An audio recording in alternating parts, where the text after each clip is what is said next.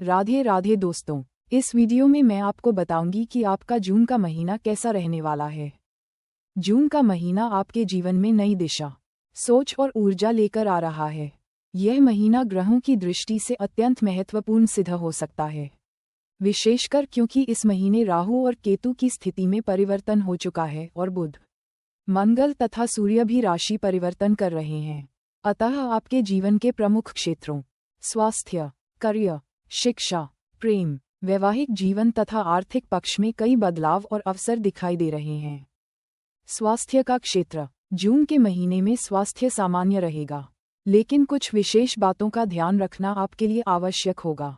आपकी राशि के स्वामी मंगल इस समय नीच के होकर चौथे भाव में स्थित हैं, जो आपकी मानसिक स्थिति को प्रभावित कर सकते हैं। मानसिक अशांति, थकान या बेचैनी जैसी स्थितियां उत्पन्न हो सकती हैं। 7 जून के पश्चात मंगल पंचम भाव में प्रवेश करेंगे और यह स्थिति आपके लिए कुछ राहत देने वाली रहेगी। मंगल का त्रिकोणीय स्थान पर जाना एक प्रकार का राजयोग बनाएगा, जिससे मानसिक मजबूती प्राप्त होगी और रोग प्रतिरोधक क्षमता में भी सुधार होगा। पेट संबंधी शिकायतें जैसे गैस, अपच, एसिडिटी इत्यादि हो सकती हैं, इसलिए तेलयुक्त, मसालेदार भोजन से बचें। लीवर से जुड़ी कोई भी समस्या गंभीर हो सकती है, विशेषतः यदि आप अत्यधिक मांसाहारी भोजन या शराब का सेवन करते हैं तो सावधानी अपेक्षित है। आंखों में जलन, सिरदर्द जैसी शिकायतें कुछ लोगों को परेशान कर सकती हैं, विशेषतः मोबाइल, कंप्यूटर या अधिक रोशनी वाले कार्यों में लगे जातकों को आंखों की देखभाल जरूरी है। योग, ध्यान और संतुलित आहार आपके लिए अत्यधिक लाभकारी सिद्ध होगा। शिक्षा और अध्ययन का क्षेत्र, पढ़ाई में इस महीने मिश्रित परिणाम मिलेंगे।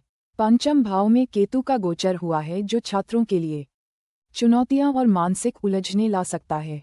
केतु एक ऐसा ग्रह है जो ध्यान, एकाग्रता और कल्पना शक्ति देता है, लेकिन साथ ही अस्थिरता, भ्रम और दिशाहीनता भी उत्पन्न करता है।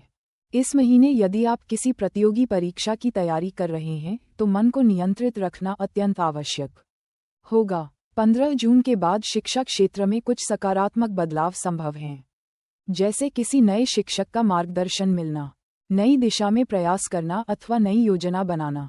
जो छात्र उच्च शिक्षा, शोध कार्य या विदेश में पढ़ाई की योजना बना रहे हैं, उनके लिए समय अनुकूल है, बशर्ते वे निरंतर प्रयास करते रहें। पढ़ाई में ध्यान की कमी को दूर करने के लिए गणेश जी की आराधना, विशेषकर बुधवार के दिन, अत्यंत लाभकारी रहेगी। प्रेम और संबंध, मेष राशि वालों के प्रेम जीवन में यह महीना सुधार और समर्पण का संकेत दे रहा है। 7 जून के बाद आपकी राशि में शुक्र और पंचम भाव में मंगल का प्रभाव प्रेम संबंधों को मजबूती देगा। यदि आप किसी रिश्ते में हैं और हाल ही में कोई मनमुटाव हुआ है तो अब समाधान की दिशा में कदम बढ़ सकते हैं। आपका व्यवहार अधिक संवेदनशील और भावनात्मक हो सकता है। प्रेमी के प्रति अपनापन बढ़ेगा, लेकिन कभी कभी आपको लग सकता है कि सामने वाला आपको उतना महत्व नहीं दे रहा है। ये केवल आपकी कल्पना हो सकती है, इसलिए किसी भी बात को गलत न समझें। जो लोग प्रेम विवाह की दिशा में प्रयास कर रहे हैं उन्हें भी 15 जून के बाद अनुकूल संकेत मिल सकते हैं। नए रिश्ते की शुरुआत भी इस समय हो सकती है, विशेषकर यदि वह कार्यस्थल या पढ़ाई के दौरान हुआ संपर्क है। वैवाहिक जीवन, मेष राशि वालों के लिए जून 2025 में वैवाहिक जीवन काफी संतुलित और सुखद रहेगा।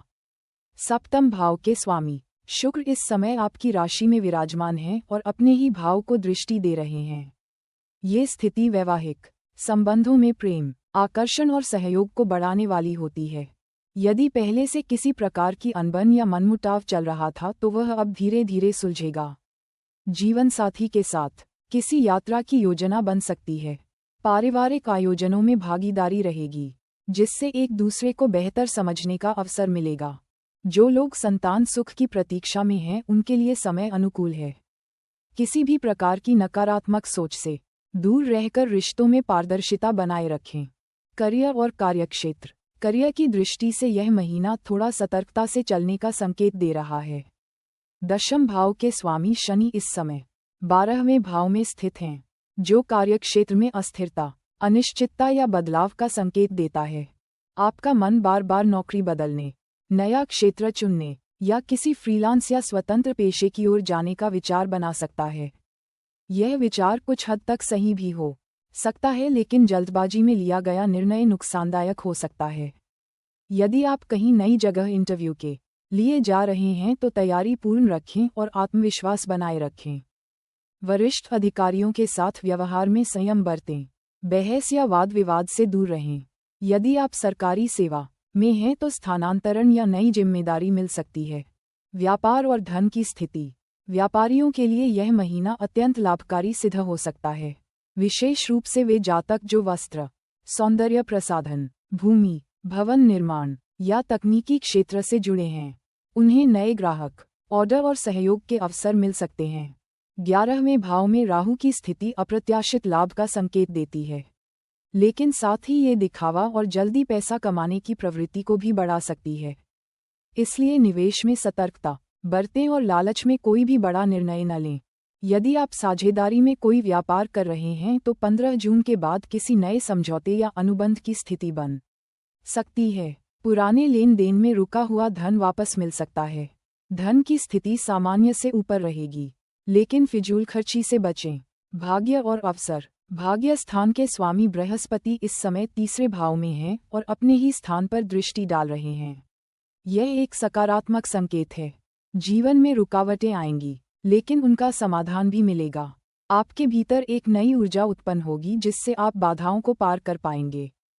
शुभ कार्यों की शुरुआत के लिए ये समय अनुकूल है, जैसे वाहन खरीदना, नया व्यवसाय शुरू करना, संपत्ति में निवेश इत्यादि। धार्मिक यात्रा का भी योग बन रहा है। अगर आप किसी प्रकार के कानूनी मामले या सरकारी कागजातों में उलझे हुए हैं तो 15 जून के बाद उसमें राहत मिलने की संभावना है। उपाय और सुझाव। मंगलवार और शनिवार को हनुमान जी का दर्शन करें और हनुमान चालीसा का पाठ करें। मंगल और शनि के प्रभाव को संतुलित करने के लिए ओम क्रां क्रीं क्रों सह भौमाय नमः तथा ओम प्रां प्रीं प्रों सह शनैश्चराय नमः मंत्र का 108 बार जाप करें। हर रविवार को गाय को गुड़ और रोटी खिलाएं। सूर्य को अर्घ्य देना अत्यंत लाभकारी होगा। पढ़ाई में एकाग्रता बढ़ाने के लिए गणेश अथवा शीर्ष का पाठ करें। अत्यधिक लाल या काले रंग के वस्त्रों से बचें। हर शुक्रवार को कन्या को वस्त्र, सौंदर्य सामग्री या मिठाई दान करें।